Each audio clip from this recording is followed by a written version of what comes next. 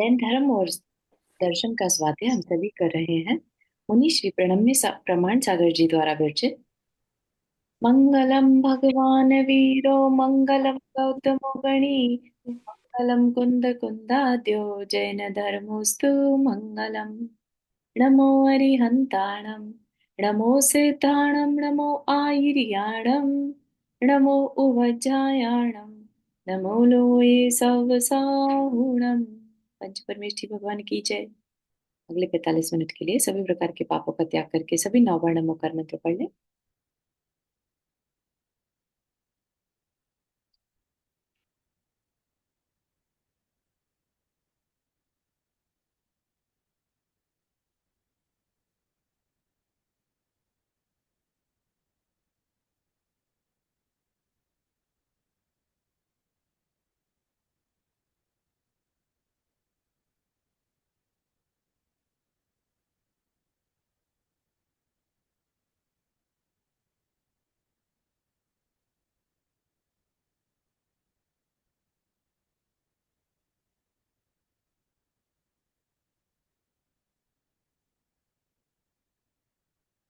हम्म, तो हमने अभी जो चल रहा था हमारा टॉपिक वो था अनेकांतवाद। ठीक है। अनेकांत का मतलब बहुत अच्छे से हमने समझा कि कोई भी वस्तु को अगर हमें जानना है, कोई भी सिचुएशन को भी अगर हमें जानना है, तो हमें भी का सहारा लेना होगा। हर उसके हर डिफरेंट पहलू से चीज को समझना होगा। तो आप समझ रहे हैं कि ये जो अनेकांतवाद का एक्सप्लेनेशन है, ये सिर्फ और सिर्फ वही दे सकता है जिसने सब कुछ जाना हो, जो सर्वज्ञ हो, है ना। जो हर एक पर्सपेक्टिव से हर सिचुएशन को देख पा रहा है। वो दो लोगों की आपस की आर्ग्यूमेंट को भी देख रहा है और ये जान रहा है कि ये दोनों में दोनों अपनी अपनी जगह सही है। ठीक है ना। या किसी भी वस्तु को जानना है, बताना है, उसकी परिभाषा देनी है, तो डिफरेंट डिफरेंट गुणों के साथ, उसकी पर्यायों के साथ, है ना, उसकी पहचाने पूरा बिना सर्वज्ञता के बताया ही नहीं जा सकता। इसीलिए जैन धर्म को सर्वश्रेष्ठ बताया गया है। क्योंकि बाकी किसी भी धर्म में अगर आप देखें तो सर्वज्ञता का इम्पोर्टेंस नहीं है।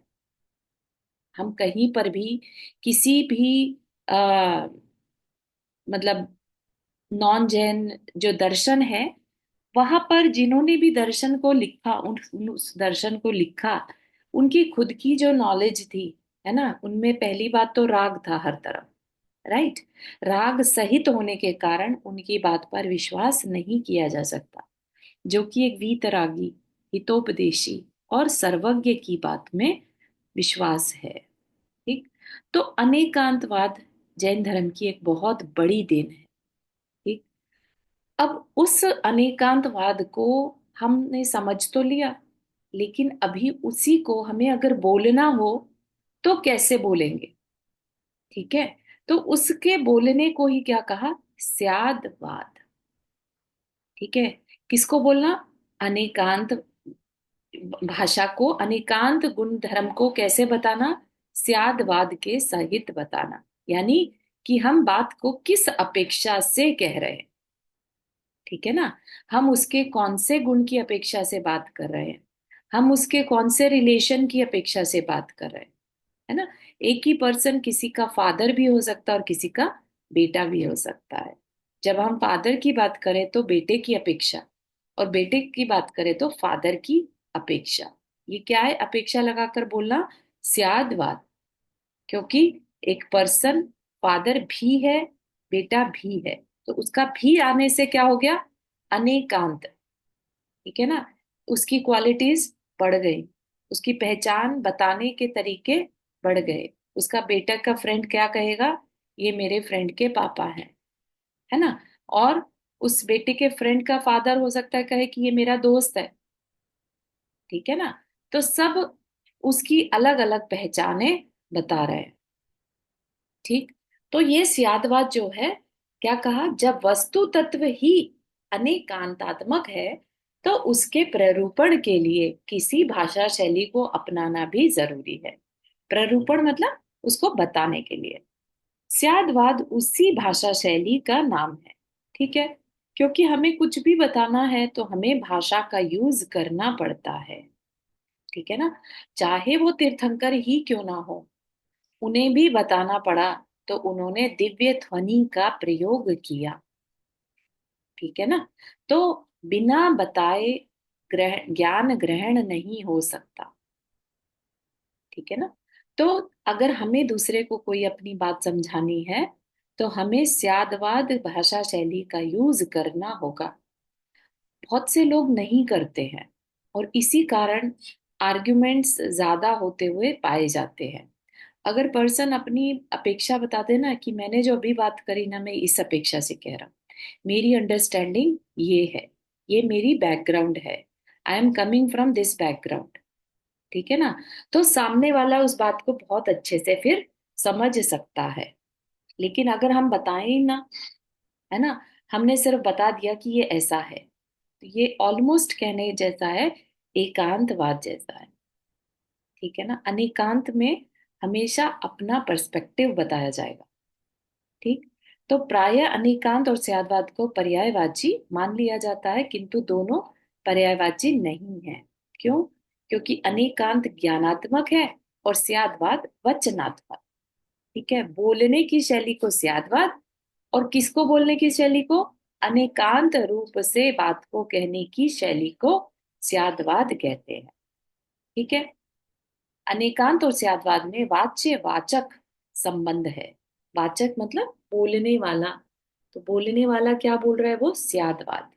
ठीक है, क्या बोल रहा है, अनेकांत रूप से बोल रहा है, तो अनेकांत वाच्य, तो स्यादवाद वाचक।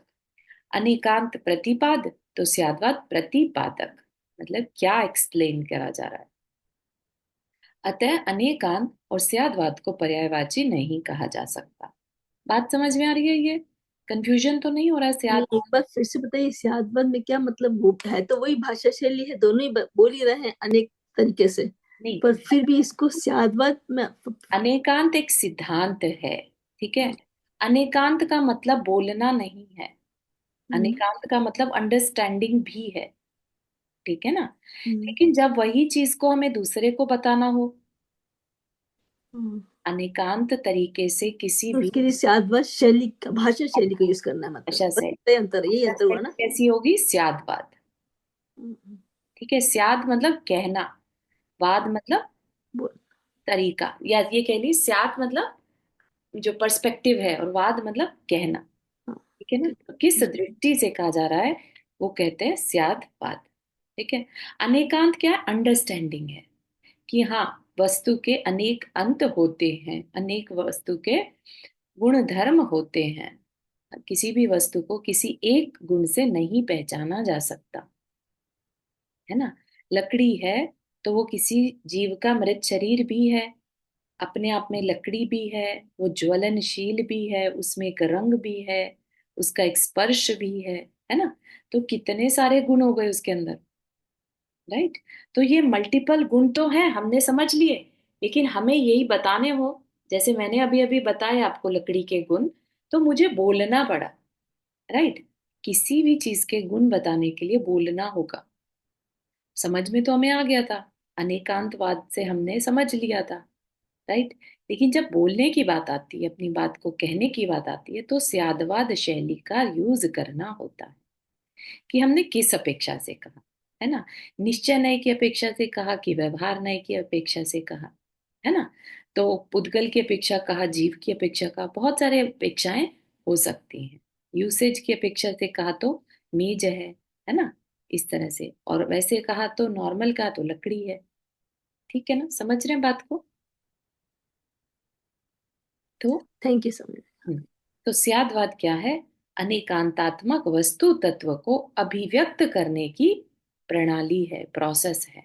ठीक है, तो स्यादवाद का अर्थ क्या है, तो शब्दों से बना है स्यात और वाद। प्राकृत में स्याद शब्द अव्यय निपात है, क्रिया या प्रश्न आदि रूप नहीं। इसका अर्थ है कथनचित, यानी किसी अपेक्षा से, किसी दृष्टि विशेष से। है ना, आपके हाथ में एक फल है, जो आपकी साइड से तो लाल है, दूसरी साइड से वो पीला है। ठीक है ना। अब आप कह रहे हैं, देख रहे हैं उसे, तो वो लाल दिख रहा है, दूसरा कह रहा है पीला है। तो कहे कहा जाएगा किसी अपेक्षा से, यानी मेरी तरफ से ये लाल है, दूसरा कहेगा मेरी दृष्टि में ये पीला है। दोनों गलत है क्या? नहीं। दोनों सही है क्या? नहीं। दोनों अपनी अपनी जगह ठीक है। किसी दृष्टि से दोनों सही है। ठीक है ना। वाद शब्द का अर्थ है मान्यता, कथन, वाचन अथवा प्रतिपादन। जो स्याद का कथन अथवा प्रतिपादन करने वाला है वह स्यादवाद है।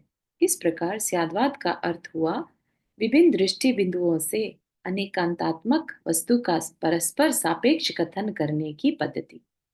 इसे कथनचितवाद, अपेक्षावाद और सापेक्षवाद भी कहा जा सकता है। ठीक है, किसी अपेक्षा से बात को कहना। स्यादवाद वस्तु के परस्पर विरोधी धर्मों का निराकरण न करते हुए परस्पर मुख्यता गौणता के साथ अनेकांतात्मक वस्तु तत्व का प्रतिपादन करता है। क्या मतलब कि जब भी हम बात को कहेंगे तो उसके किसी गुण को मुख्य और किसी गुण को गौण, गौण होता है आ, उसको प्रायोरिटी नहीं देना, मुख्यता हो गया प्रायोरिटी देकर बोलना। है ना। कि जैसे अभी हमने एग्जाम्पल दिया, एक पर्सन, किसी का पिता भी है और बेटा भी है। राइट। जब हम बच्चे की नजर से बात कर रहे हैं तो हम उसे क्या कह रहे हैं? वह पिता है। तो क्या वो बेटा नहीं रहा? उस समय हमने उसके बेटे वाले गुण को गौण कर दिया, मतलब इग्नोर कर दिया। पता तो है, लेकिन हम बात किसकी कर रहे हैं? बच्चे की दृष्टि से ना। बच्चे की दृष्टि से वो मेरे पिता हैं। ठीक है ना। क्या वो सिर्फ पिता है? नहीं, वो उसकी वो पहचान पूरी नहीं है, कंप्लीट नहीं है। लेकिन अभी बच्चे की दृष्टि से क्या कहेंगे? उसकी मुख्यता दे दी जाएगी, उसको इंपॉर्टेंस देते हुए जब बात कह रहे हैं बच्चे की तरफ से, तो वो पिता है। ठीक है ना। अब उसमें उसके बाकी सारे रिलेशन, वो पति भी है, वो पुत्र भी है ना, वो भाई भी है, मित्र भी है, लेकिन सबको गौण कर दिया। गौण मतलब इग्नोर कर देना या उसको इम्पोर्टेंस नहीं देना, क्योंकि हम किसी अपेक्षा से बात को कह रहे हैं। होता है ना ऐसा ही। जब हम कभी बात करते हैं किसी चीज के लिए, तो जब हमें लेट से पढ़ना है, पढ़ने के समय पर जो टेबल है वो टेबल के रूप में, राइट। अगर हम उसको एक ऑब्जेक्ट के रूप में बात कर रहे हैं, मटेरियल के रूप में बात कर रहे हैं, तो हम क्या कहेंगे? लकड़ी की मेज। जब हम उसे पढ़ाई के पर्पज से या वर्क के पर्पज से, तो पढ़ने वाली मेज। है ना। तो आप समझ रहे हैं किस तरह से हम अपने जिस बात को हमें कहना है उसकी अपेक्षा से उसको इम्पोर्टेंस देते हैं। ठीक है ना। ये अपेक्षा ही क्या हो गया? मुख्यता और गौण। मुख्य किस पर्सपेक्टिव से हमने बात करी वो मुख्य हो जाएगी, और बाकी सारे पर्सपेक्टिव रहेंगे तो, लेकिन गौण होंगे। बात समझ में आ रही है? मुख्यता और गौण का समझ में आ रहा है?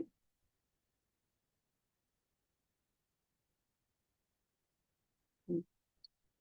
हम यह जान चुके हैं कि वस्तु तत्व अनेकांतात्मक है। उसे हम अपने ज्ञान के द्वारा जान तो सकते हैं, किंतु वाणी द्वारा उसका एक साथ प्रतिपादन संभव नहीं है। भाषा की एक सीमा होती है, वह एक बार में वस्तु के किसी एक धर्म का ही कथन कर सकता है। तो इतना सारा फैलाव किसके लिए किया गया?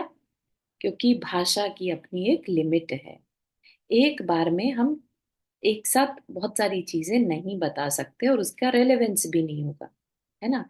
जब बच्चा अपने फादर की आइडेंटिटी बता रहा है तो ये नहीं कहेगा कि हाँ ये पिता भी है, ये पुत्र भी है, ये फ्रेंड भी है, ये वो भी है। ऑल ही विल से कि ये मेरे फादर है। ठीक है ना। तो ये क्या है? ये भाषा की एक लिमिटेशन है। उसका अपना पर्सपेक्टिव है, अपनी पहचान है, उसने वो बता दी। क्या बाकी सारी पहचानें खत्म हो जाएंगी क्या? नहीं। है ना। तो समझने वाले के ऊपर है, वो लड़ना शुरू कर दे, अरे तुमने इसको खाली पिता कैसे कह दिया? ये तो दादा जो है लड़ने आ जाए, ये तो मेरा बेटा भी है, तुमने इसको खाली पिता कैसे कह दिया? है ना। तो बच्चा तो पिता ही कहेगा ना। राइट। तो जब दादा की बात आएगी बोलने की, तो वो कहेगा मेरे लिए तो ये मेरा पुत्र है। ठीक है ना, तो दादा अपनी अपेक्षा से बात कहेगा, तो उसकी मुख्यता में वो उसका पुत्र है। ठीक है ना। हम्म। वक्ता अपने अभिप्राय को यदि एक ही वस्तु धर्म के साथ प्रकट करता है, तो उससे वस्तु तत्व का सही निर्णय नहीं हो सकता। ठीक है ना, एक ही वस्तु धर्म मतलब एक ही क्वालिटी। किसी भी चीज की अगर हम एक ही क्वालिटी को बताएंगे, तो पूरी वस्तु समझ में नहीं आएगी। ठीक है ना। अगर कोई कहे ये मेरे पिता हैं, तो हमें बच्चे की जब तक एज ना मालूम हो, हमें उसका आइडिया लग ही नहीं सकता है किसकी बात कर रहा है। तो हो सकता है उसका एड्रेस भी बताना पड़े, वो किस बैकग्राउंड कहाँ जॉब करता है, बहुत सारी चीजें बताई जाएंगी, तब जाके उस पर्सन की राइट आइडेंटिटी हो पाएगी। ठीक है ना।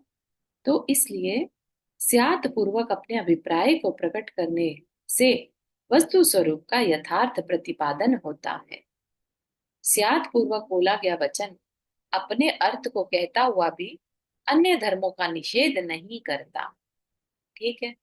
हम दूसरे की बात को क्रॉस नहीं कर रहे हैं, ये नहीं कह रहे कि अब ये किसी और का कुछ नहीं लगता, ये बस अब पिता के रूप में ही जाना जाएगा। नहीं, कहीं पर भी इस तरह की कोई बाधा नहीं आती व्यवहार की, बोलचाल की, भाषा में।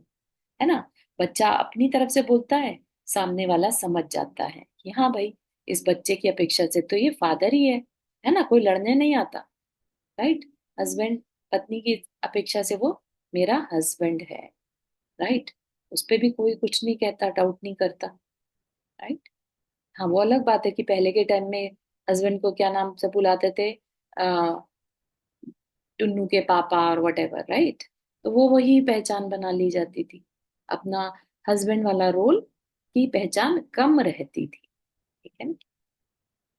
हाँ, जिसे वह कहता है वह प्रधान हो जाता है और शेष गौण, क्योंकि जो विवक्षित होता है वह मुख्य कहलाता है और जो अविवक्षित वो गौण। मतलब कि जिसकी चर्चा चल रही है वो मुख्य हो गया, उसको हम प्रायोरिटी देते हैं, हम उसी अपेक्षा से बात को करते हैं, और अविवक्षित गौण हो जाता है। ठीक है। जो नहीं बोला वो गुण तो रहता है लेकिन गौण होगा। गौण मतलब उसकी वैल्यू कम होगी उस समय पर। ठीक है। तो स्याद्वाद वचन में अनेकांत सुव्यवस्थित रहता है। स्याद्वाद का अर्थ शायदवाद नहीं है। कई दर्शन जो होता है ना, एक दूसरे की काट करते हैं अपनी कमियां बताने के लिए। तो कई जगहों पर ऐसे भी कह दिया जाता है कि ये स्याद का मतलब तो शायद है, शायद ऐसा है, डाउट वाली भाषा। है ना। जबकि ऐसा कहीं पर भी नहीं है। स्यादवाद के अर्थ को समझने में भारतीय दार्शनिकों ने भयंकर भूल की है। जैन धर्म को तो पढ़ा नहीं, है ना, दर्शन को पढ़ा नहीं, और अपना पर्सपेक्टिव बना लिया। शंकराचार्य का अनुकरण करते हुए आज भी डॉक्टर सर्वपल्ली राधाकृष्णन जैसे कतिपय विद्वान उसी भ्रांत परंपरा का अनुसरण करते चले आ रहे हैं। वे स्यातवाद में स्यात पद का अर्थ फारसी के शब्द शायद से जोड़कर स्यादवाद को शायदवाद, संदेहवाद, संभावनावाद अथवा कदाचितवाद मानते हैं। खेद की बात है कि जैन धर्मों में यह पद का रहस्य समझाने वाले अनेक उल्लेखों के होने के पर भी यह भ्रांत परंपरा अभी तक चली आ रही है। स्याद के स्याद पद का अभिप्रेत अर्थ शायद, संभावना, संशय, कदाचित आदि कदापि नहीं है। है ना। ये अपन तो बहुत अच्छे से समझते हैं कि स्याद का मतलब क्या है, किसी अपेक्षा से। ठीक है। जैन ग्रंथ में स्पष्ट उल्लेख है कि स्यात् शब्द अनेकांत का वाची शब्द है जो एक निश्चित दृष्टिकोण को प्रकट करता है। वस्तुतः मूल जैन ग्रंथों को नहीं देख पाने के कारण ही स्याद्वाद के विषय में इस प्रकार की गलत धारणा बनी है। वर्षों से चली आ रही इस प्रकार की भ्रांत धारणा का उन्मूलन करते हुए काशी हिंदू विश्वविद्यालय में दर्शन विभाग के अध्यक्ष रह चुके स्वर्गीय प्रोफेसर फणिभूषण अधिकारी ने बड़ी मार्मिक बात कही है। वे कहते हैं, है ना, हिंदू विश्वविद्यालय में सोचिए आप कि ऐसा नहीं है कि सब गलत ही जानकारी रखते हैं, सही जानकारी वाले लोग भी होते हैं। जैन धर्म के स्याद्वाद सिद्धांत को जितना गलत समझा गया उतना अन्य किसी सिद्धांत को नहीं। यहाँ तक कि शंकराचार्य भी इस दोष से मुक्त नहीं है ना। कहा जाता है कि जब शंकराचार्य जी के समय में जैन धर्म का सबसे ज्यादा पतन हुआ था, क्योंकि वो इसके अगेंस्ट थे। होता है ना कि कई बार सही चीज जब होती है तो लोगों से सहन नहीं होता, है ना, कि भाई हमें ईगो अहंकार आ जाता है तो उसको किसी भी तरीके से दबाने की कोशिश की जाती है। ठीक है ना? उन्होंने भी इस सिद्धांत के साथ अन्याय किया है। यह बात अल्पज्ञ पुरुषों के लिए क्षम्य हो सकती थी, किंतु यदि मुझे कहने का अधिकार है तो मैं भारत के इस महान विद्वान के लिए तो अक्षम्य ही कहूंगा। किनके लिए? शंकराचार्य के लिए। यद्यपि मैं इस महर्षि को अतीब आदर की दृष्टि से देखता हूँ, ऐसा जान पड़ता है कि उन्होंने इस धर्म के दर्शन शास्त्र के मूल ग्रंथ को पढ़ने की परवाह नहीं की। इसी प्रकार प्रयाग विश्वविद्यालय के तत्कालीन कुलपति महा महोपाध्याय स्वर्गीय डॉक्टर गंगनाथ झा लिखते हैं, जब से मैंने शंकराचार्य जी द्वारा जैन सिद्धांत का खंडन पढ़ा है, तब से मुझे विश्वास हुआ कि उस सिद्धांत में बहुत कुछ है जिसे वेदांत के आचार्यों ने नहीं समझा। और जो कुछ मैं जैन धर्म को अब तक जान सका हूँ, उससे मेरा यह दृढ़ विश्वास हुआ है कि यदि वे इस धर्म के मूल ग्रंथों को पढ़ने का कष्ट उठाते तो उन्हें जैन धर्म का विरोध करने की कोई बात ही नहीं मिलती, है ना। इतनी बड़ी बात है अधूरी नॉलेज करके और उसको स्प्रेड कर देना, सिर्फ किस लिए? अपने अहंकार की पुष्टि के लिए, है ना। इसी तरह से मिथ्यात्व और गहरा होता जाता है। जो समीचीन बात का खंडन करे उसका मिथ्यात्व वो खुद अपने लिए बढ़ा लेता है, क्या ना। जो राइट नॉलेज का अधिकार सबको है, यहाँ तक कि पशु को भी है। पशु भी सम्यक दृष्टि हो सकता है, ठीक है ना।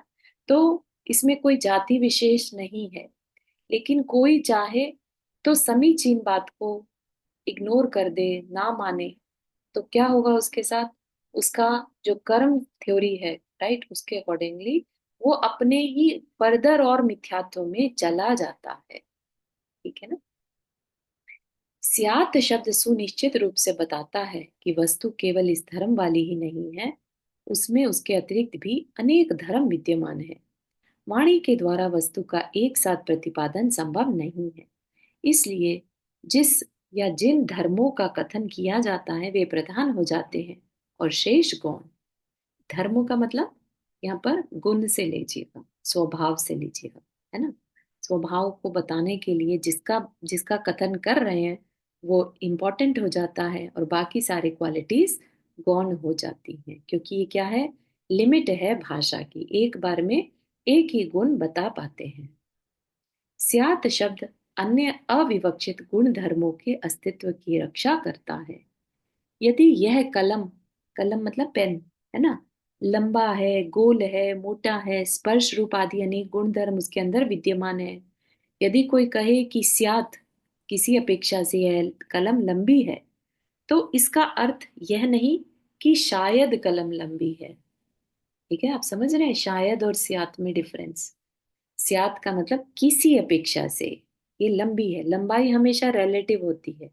हमने इस पेन को किसी अपेक्षा से, हो सकता है इरेजर की अपेक्षा से कलम पेन लंबा है ना। तो अपेक्षा से ये लंबी है, इसका मतलब नहीं है कि ये शायद लंबी है। ठीक है, लंबाई की दृष्टि से तो कलम लंबी ही है, लेकिन कोई कलम लंबी है तो ऐसा सुनकर कलम को लंबी ही ना मान बैठे कि हमेशा से ही पेन तो लंबा ही होता है। पेन छोटे भी हो सकते हैं, है ना। कई बार छोटी छोटी शेप के पेन भी देखने में आते हैं, ठीक है ना। ऐसा सुनकर कलम को लंबी ही न मान बैठे, इसलिए स्यात लगाया गया है, किसी अपेक्षा से। ठीक है। स्यात शब्द तो सिर्फ इतना ही उद्देश्य है कि वस्तु के विवक्षित किसी एक धर्म को ही पूर्ण वस्तु न मान लिया जाए। वह वस्तु के विवक्षित धर्मवाची शब्द को वस्तु पर पूर्ण अधिकार जमाने से रोकता है। स्यात शब्द कहता है कि वस्तु का अस्तित्व बहुत विराट है, मतलब कि किसी भी वस्तु के अंदर असंख्यात गुण धर्म हो सकते हैं। बहुत डिटेल में अगर हम चले जाएं तो बहुत सारे उसकी क्वालिटीज हो सकती हैं, है ना। वो कलम नई है कि पुरानी है, प्लास्टिक की है कि लकड़ी की है ना। बहुत सारी चीजों पर हम उसके ऊपर चर्चा कर सकते हैं, उसकी पहचाने बता सकते हैं। ठीक है ना। यह सत्य है भाई कलम, यह सत्य है कि तुम लंबी हो, पर सिर्फ लंबी हो ऐसा नहीं, है ना। इस समय शब्द के द्वारा उच्चारित होने के कारण यद्यपि तुम मुख्य हो, फिर भी इसका अर्थ यह नहीं कि सारी वस्तु पर ही तुम्हारा अधिकार है। तुम्हारे और भी गुण हैं, मोटाई है, गोलाई है, लंबाई है, तुम्हारी मटेरियल किसका बना है, टच है, सब कुछ है ना।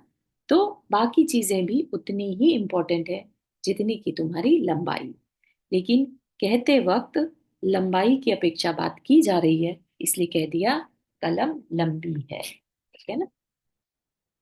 स्यात शब्द के इसी रहस्य को उजागर करते हुए प्रोफेसर महेंद्र कुमार न्यायाचार्य ने लिखा कि शब्द का स्वभाव है कि वह अवधारणात्मक होता है, इसलिए अन्य का प्रतिषेध करने में वह निरंकुश हो जाता है। उस अन्य के प्रतिषेध पर अंकुश लगाने का कार्य स्यात करता है। मतलब कि दूसरे गुणधर्म उसमें नहीं है, या उसमें दूसरे गुणधर्म भी हैं, ये सिर्फ और सिर्फ स्यात से पता चलता है। क्योंकि शब्द क्या होते हैं, जब हम कोई बात कहते हैं वस्तु लंबी है ना, तो हम एक अवधारणा बना रहे हैं, राइट। तो शब्द का स्वभाव है ये, जब भी हम बात को करते हैं अवधारणा के साथ, तो उसको अगर दूर करना है तो हम क्या वर्ड यूज कर देते हैं, स्यात्। किसी अपेक्षा से यह लंबी है। ठीक है। वह कहता है कि रूपवान घट वाक्य घट के रूप का प्रतिपादन भले ही करे। रूपवान घट मतलब सुंदर घड़ा, है ना। तो पर वह रूपवान ही है, यह अवधारण करके घड़े में रहने वाले रस गंध आदि का प्रतिषेध नहीं कर सकता। ठीक है ना। क्या वो सिर्फ सुंदर ही है, नहीं, उसमें अपना एक टच है, गंध है ना। तो वो सारे गुण भी उसके अंदर हैं। वह अपने स्वार्थ को मुख्य रूप से कहे, यहाँ तक तो कोई हानि नहीं, है ना। अब किसी शिल्पी को अगर घड़ा बेचना है तो क्या कहेगा, सुंदर घड़ा है ना, सुंदर कलाकारी इसके ऊपर हो रही है। लेकिन इसका ये मतलब नहीं है कि उसकी शेप, उसका गंध, उसका रस, है ना, वो सब खत्म हो जाएगा, नहीं, वो सब है। लेकिन यहाँ पर उसने अपनी मुख्यता क्या बना ली, उसका रूप। ठीक है ना, देखने में वो सुंदर है। ठीक है ना। तो इस तरीके से बात को कहा जा सकता है, लेकिन बाकी गुणों का निषेध नहीं होता, कभी भी नहीं। ठीक है ना। ये करना क्या होगा, अगर निषेध करेंगे तो अन्याय होगा। किसके लिए, उस वस्तु की पहचान पूरी नहीं बन पाएगी। ठीक। तो स्यात् शब्द इसी अन्याय को रोकता है और न्याय वचन पद्धति की सूचना देता है कि कोई भी बात को कहो, न्याय पूर्वक कहो। न्याय क्या है, उस वस्तु की पूरी पहचान, मल्टीपल क्वालिटीज हैं, ये वस्तु के साथ न्याय है ना। हम उसके अंदर एक ही क्वालिटी बता दें जबकि उसके अंदर मल्टीपल है, तो ये उस वस्तु के साथ अन्याय होगा। ठीक है। ये जो भाषा होती है ना, कि किस अपेक्षा से कहना, मुख्यता से कहना, गौण से कहना, ये सब क्या कहलाते हैं, ये न्याय की भाषा है। जब हम जस्टिफाई करते हैं किसी चीज को, ठीक है। तो जैन शास्त्र इतना व्यापक है, किसी भी वस्तु की, आपको ध्यान हो अगर, जब हम अ, पद्म पुराण जी पढ़ रहे थे, है ना, उसमें मिथ्यात्व का बहुत बड़ा लंबा चौड़ा वर्णन आया था, सब तरह के दर्शन भी आए थे। तो किस तरह से उसमें जैन दर्शन के अकॉर्डिंगली अपनी बात को न्याय बताया गया था। तो अ, उस तरीके को जिससे जस्टिफाई किया जाता है, न्याय की भाषा कहते हैं। ठीक है। उसका पूरा एक अलग जो है, शास्त्र जी हैं अलग अलग। ठीक है ना। तो शास्त्र जी पढ़े अपन, न्याय शास्त्र बोलते हैं उन्हें। तो जैन भाषा को, इवन जैन सिद्धांतों को जस्टिफाई करने का पूरा एक शास्त्र लिख दिया गया, न्याय शास्त्र कहते हैं। उसके बिना अगर हम अपनी बात को करते हैं तो हम अ, किसी भी चीज से अन्याय ही करेंगे। ठीक है, तो हमें इस चीज का ध्यान रखना। स्यात् शब्द इसी अन्याय को रोकता है। वह प्रत्येक वाक्य के साथ अनुसूयत रहता है और गुप्त रहकर भी प्रत्येक वाक्य को मुख्य गौण भाव से अनेकांत अर्थ का प्रतिपादक बनाता है। मतलब क्या, कि अगर हम ये ना भी कहें कि किसी अपेक्षा से ये पेन लंबा है ना, तो भी क्या है, गुप्त रहकर, मतलब कि बैकग्राउंड में हमें पता है कि ये सिर्फ लंबा नहीं है, इसके और भी क्वालिटीज। ठीक है ना। तो ये इसको हर बार बोलना ही हो ऐसा नहीं है, ठीक। बट जानकारी होगी तो हमें पता रहेगा कि हाँ, यहाँ पर ये जो भी बात कही जा रही है स्यादवाद से कही जा रही है। ठीक। तो जनरल बोलचाल में तो यूज होगा ही होगा। साथ ही साथ जो हम जब किसी आचार्य के शास्त्रों को पढ़ते हैं, ठीक है, तो वो आचार्य भी तो भाषा का यूज कर रहे हैं, शब्दों का यूज कर रहे हैं। तो उनकी लिमिटेशन होती है। तो उस समय पर भी हम आचार्यों की वाणी को किसी अपेक्षा से, तो आचार्य की क्या अपेक्षा रही इसमें, हम उस तरीके से बात को समझते हैं। ठीक है। तो हमें स्पेशली जब हम शास्त्र पढ़ते हैं उस समय स्यादवाद के सहित पढ़ना अनिवार्य हो जाता है कि ये जो आचार्य हैं उस समय की क्या व्यवस्था रही होगी, किस अपेक्षा से उन्होंने इस बात को कहा, शिष्यों की अपेक्षा से कहा या और किसी कारण से ऐसी बात को मुख्य रखा, कुछ तो ऐसा होगा, है ना। तो उनके पर्सपेक्टिव को पकड़ने की कोशिश करना चाहिए। ठीक है। तो इसके लिए भी स्यादवाद हमारे अंडरस्टैंडिंग में क्लियर होना चाहिए कि जब भी कोई बात कही जाती है स्यादवाद से ही कही जाती है। स्याद यह निश्चित रूप से बताता है कि वस्तु केवल इसी धर्म वाली ही नहीं, उसमें इसके अतिरिक्त भी अनेक धर्म विद्यमान है। उसमें अविवक्षित गुण धर्मों के अस्तित्व की रक्षा स्यात् शब्द करता है। रूपवान घट में स्यात् शब्द रूपवान के साथ नहीं जुटता, क्योंकि रूप के अस्तित्व की सूचना तो रूपवान शब्द स्वयं ही दे रहा है, किंतु अन्य अविवक्षित शेष धर्मों के साथ उसका अन्वय है। मतलब कि स्यात् कह देने से रूपवान तो वर्ड साथ में यूज कर ही लिया, है ना। तो स्यात् वर्ड कहते साथ ही हमें ये समझ में आ जाता है कि इसके बाकी पहलू भी है। ठीक है। तो रूपवान को पूरे घड़े पर अधिकार जमाने से रोकता है और वह साफ कह देता है कि घड़ा बहुत बड़ा है, उसमें अनंत धर्म है। अनंत धर्म मतलब बहुत सारी क्वालिटीज हैं, तो रूप उसमें से एक है। यद्यपि रूप की विवक्षा होने से अभी रूप हमारी दृष्टि में मुख्य है। जैसे ही कहा रूपवान घड़ा, तो हम क्या करते हैं, हम उसके लुक्स को देखने लगते हैं, उसके बाकी चीजों को गौण कर देते हैं, है ना। हमारा ध्यान भी उसके रूप की तरफ जाता है। ठीक है। तो ये क्या है, ये एक तरह की साइकोलॉजी है। उस साइकोलॉजी को ही यहाँ पर बताया जा रहा है। ठीक है। वही शब्द के द्वारा वाच्य बन रहा है, पर रस की विवक्षा होने रूप गौण राशि में शामिल हो जाएगा और रस प्रधान हो जाएगा। अगर हम उसी के किसी भी चीज का, अगर उसके टेस्ट के बारे में बात करेंगे तो सिर्फ हमें टेस्ट याद आएगा, तब हम उसके रूप पर नहीं जाएंगे।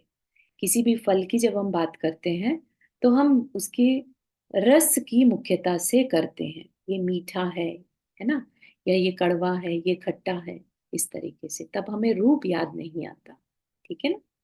तो इस तरह से स्यादवाद जो है हमें उसके मुख्यता और गौण की तरफ से अनेक गुणों को बताता है। ठीक।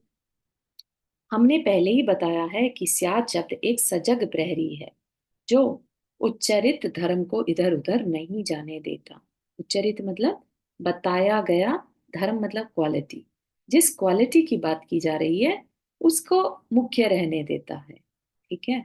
और बाकी जो नहीं बताए गए धर्म है जो नहीं बताई गई क्वालिटीज हैं उनको भी मेंटेन रहने देता है, उनको डिस्कार्ड नहीं करता। ठीक है, इंपॉर्टेंस कम हो जाती है लेकिन डिस्कार्ड नहीं करता। तो सारे के सारे गुण उस वस्तु में बने रहते हैं। ये क्वालिटी है स्याद की। ठीक है।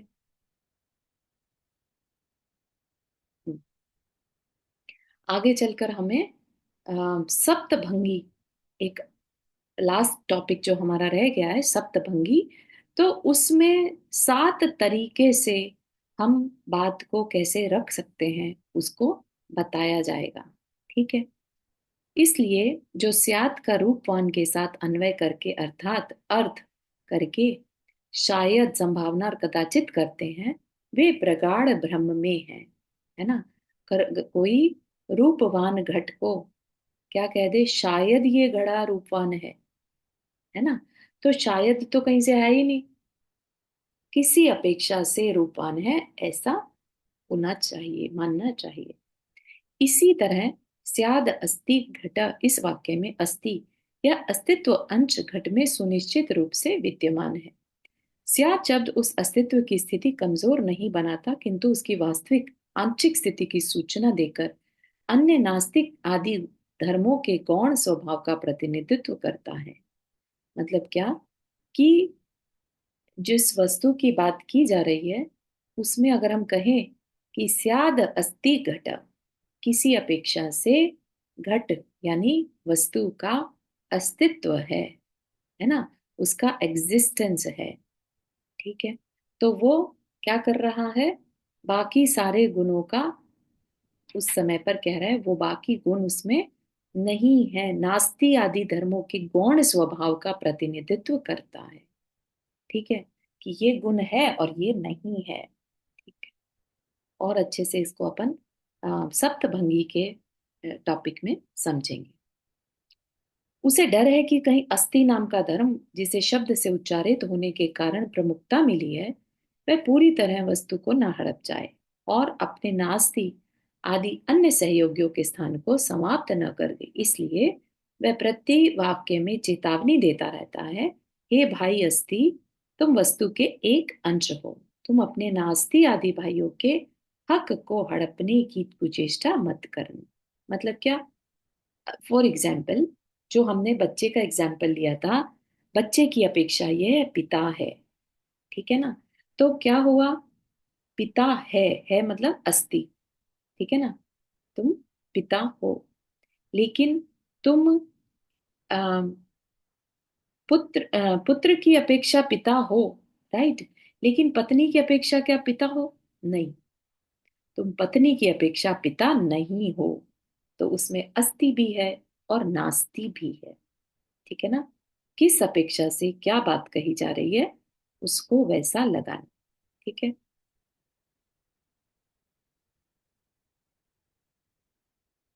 थोड़ा से टफ वर्ड्स यूज करे हुए हैं तो इसको अपन रहने देते हैं यहाँ पर, है ना, अपने को ज्यादा यूज में भी नहीं आएंगे, क्योंकि बेसिकली क्या कह रहे हैं कि जो अनेकांतवाद को नहीं मानता, वहीं पर जो कुमतवाद है ना, वहां पर अहंकार, हिंसा, संघर्ष, अनुदारता, असहिष्णुता आदि से विश्व को अशांत, संघर्ष पूर्ण हिंसा ज्वाला में पटक दिया। है ना, जो इतनी ब्रॉडर विजन को नहीं रखेगा, अपनी बात कोई सही कहेगा, वो क्यों सही कहेगा, अहंकार के कारण, पेशेंस नहीं होने के कारण, है ना, विशाल हृदय नहीं होने के कारण। और यही कारण है आज विश्व में सब तरफ वॉर देखी जाती है, हिंसा देखी जाती है ना। स्याद शब्द वाक्य के उस जहर को निकाल देता है जिससे अहंकार और पक्षपात का सृजन होता है। ठीक। अगले उसमें वही जो चीज बताई अभी, नित्य व्यवहार की वस्तु, स्यादवाद हमारी नित्य व्यवहार की वस्तु है, मतलब कि हम डेली में उसको यूज करते हैं। इसकी उपादेयता को स्वीकार किए बिना हमारा लोक व्यवहार एक क्षण को भी नहीं चल सकता। लोक व्यवहार में हम देखते हैं कि एक ही व्यक्ति अपने पिता की अपेक्षा से पुत्र कहलाता है, वही अपने पुत्र की अपेक्षा से पिता भी माना जाता है।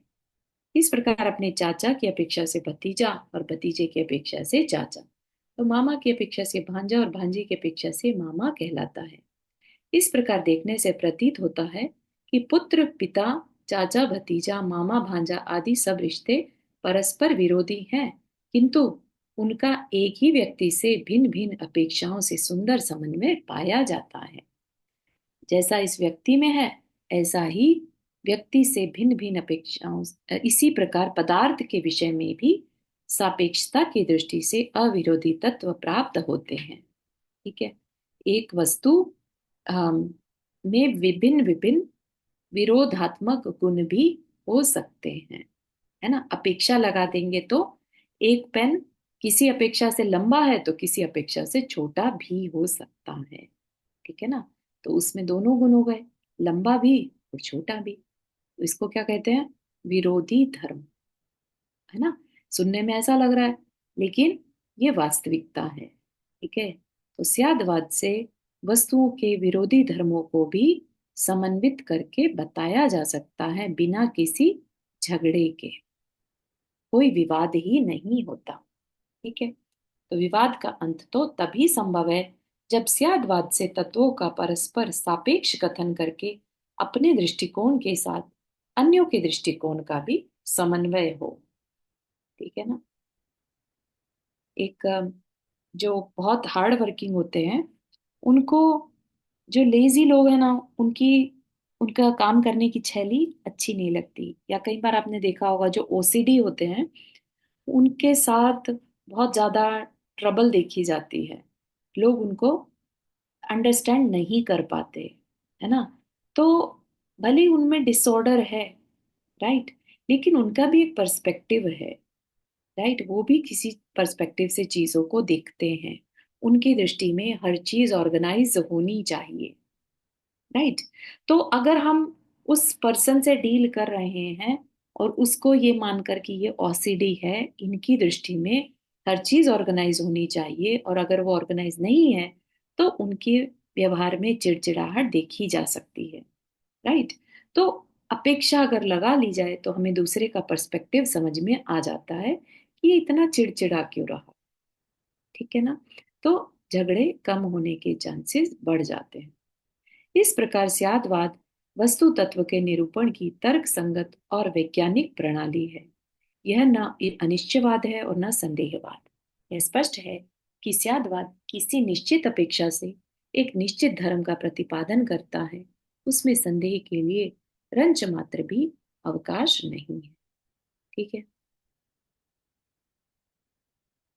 तो अपने जो नया टॉपिक है सप्तभंगी, उसको हम नेक्स्ट सेशन में लेंगे, और फिर नेक्स्ट सेशन के बाद ये हमारा जो टॉपिक चल रहा है जैन धर्म और दर्शन, ये एंड होने वाला है। तो इस हफ्ते में हम डिसाइड कर लेते हैं कि आगे हम क्या पढ़ेंगे। तो जो मेरे मन में है, दो टॉपिक हैं। एक तो है अम, भक्तामर स्तोत्र, आई वांटेड टू टीच, और दूसरा है इष्टोपदेश, यू नो। तो आप लोग थोड़ा सा ग्रुप में अगर बता दें कि आपको क्या पसंद है। इष्टोपदेश थोड़ा आध्यात्म ग्रंथ है, उसमें भक्तांबर सूत्र थोड़ा इजी रहेगा पहले। इजी। हाँ। चारू जयचंद, हम्म। मेरा मन इष्टोपदेश का है, तो क्या? लेकिन जैसा सबको ठीक लगे, तो लेकिन मैं मेरा मन पोल इष्टोपदेश पोल का कर है। लेते हो, है ना। ग्रुप में पोल कर लेते हैं, हाँ ठीक है। तो मेजोरिटी होगा, अपन वैसा कर हम तो लेंगे। इष्टोपदेश ठीक। लिखेंगे तो उसकी गाथा मोड़े करनी पड़ेगी। आ, गाथा क्या लर्न? हाँ उसको नहीं क्या नहीं, लर्न नहीं करना है, लर्न नहीं करना है, लेकिन समझना है। अच्छा क्योंकि आई डोंट थिंक हमने कभी आध्यात्म ग्रंथ को पकड़ा है। ठीक है ना। अभी ये तक हम क्या, इष्टोपदेश में है क्या? हाँ। तो अभी हमने देखिए जैन धर्म और दर्शन में हमने जैन धर्म के सिद्धांतों, तत्वों, द्रव्यों को समझा, राइट। अब हम आत्मा की अपेक्षा से धर्म को समझें। ठीक है। तो इष्टोपदेश हमारी आत्मा के लिए क्या कल्याणकारी है, उसको बताता है। ठीक है। हमारे शरीर के लिए तो अध्यात्म में क्या है, आत्मा की मुख्यता होती है। ठीक है। मैं कैसे भक्तांबर जल्दी फिनिश हो जाएगा और वो हाँ, उसको लंबा जाएगा नहीं, वो। चिंता नहीं करिए, क्योंकि युग दृष्टा भी हमारा खत्म होने पर आने वाला है। ओके। तो जो भी होगा, दोनों टॉपिक हमें लेने तो है ही हैं। हाँ हाँ, उसमें ठीक कुछ ठीक ठीक, लिखना है नहीं कि मैं तो कौन सा वैसे ही। टॉपिक। हाँ। हाँ, ठीक है, हाँ, तो चलिए। ये भक्तांबर स्तोत्र में क्या होगा, मतलब हम भक्तामर स्तोत्र में मीनिंग अपन समझेंगे। डिटेल में आ जाएगा। हाँ, डिटेल भी, सिंपल मीनिंग नहीं, उसकी विशेषता, उसके भाव, और थोड़ा भक्तिवाद है बेसिकली उसमें। हाँ, अपने अंदर भक्ति के भाव आ फीलिंग आ जाएगी। सकती है। तो ये किसके द्वारा लिखा हुआ, आप पढ़ेंगे, शुरू कर? अम, ये तो एनीवेज मतलब आचार्य मानतुंग स्वामी जी का ही। हाँ, मेन तो उनका ही है, हाँ, तो जो आप उन्हीं अर्थ और ये जो पीठी नहीं, नहीं, इष्टोपदेश। नहीं जो उसका आप कहते हैं ना कि रिपीट करके किसी ने जो हाँ लिखा हाँ, है। टीका या जो ठीक है, एक्सप्लेन, हाँ ठीक है। है ना, वो एज सच तो कोई नहीं है, अच्छा अच्छा। लेकिन अपन देखेंगे कि अपन किसकी चल रही है, लेकिन जो अंडरस्टैंडिंग है अपनी, अपन भक्ति की भाषा तो अपनी भी बना सकते हैं ना। हम्म। ठीक है ना, तो उस अपेक्षा से भी बहुत सारे अलग अलग जगह से सुना हुआ है, समझा हुआ है, तो सबको मिलाकर भी अपन समझ सकते हैं।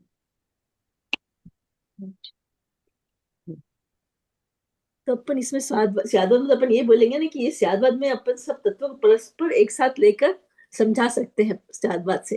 एक उसमें साथ अपन नहीं, झगड़ा एक नहीं होएगा बार में, इसमें। हाँ, एक बार में एक तरीके से हम समझा सकते हैं, तो इसलिए स्यादवाद का सहारा लेना होता है। ठीक है ना, मतलब एक बार में। एक बार में एक चीज ही बता पाते हैं ना, जैसे हमें हाँ, गाय के बारे में बताना है, राइट, गाय क्या है, राइट, तो जान। गाय क्या है, चार पैर वाला जानवर है, तो एक बार में एक ही चीज बता पाए ना, हाँ, राइट। फिर वो क्या करती है, उसका रंग सफेद है ना, वो दूध देती है, वो हाँ, ऐसे दिखती है, वो ऐसे रंभाती है, तो एक बार में एक ही बात कह पा रहे हैं, तो ये क्या है, भाषा की लिमिटेशन है ना, इसलिए स्यादवाद लगाना पड़ता है। ठीक, हाँ, ठीक। Thank you. चलिए, जिनवानी स्तुति। जावानी के ज्ञान से सूझे लो कालो, सो वाणी मस्तक धरो सदा देत बूदो। हे जिनवाणी भारती तो ही जपो दिन रैन, जो तेरा शरण आ गए सो पावे सुख चैन। नौ बंदन करना।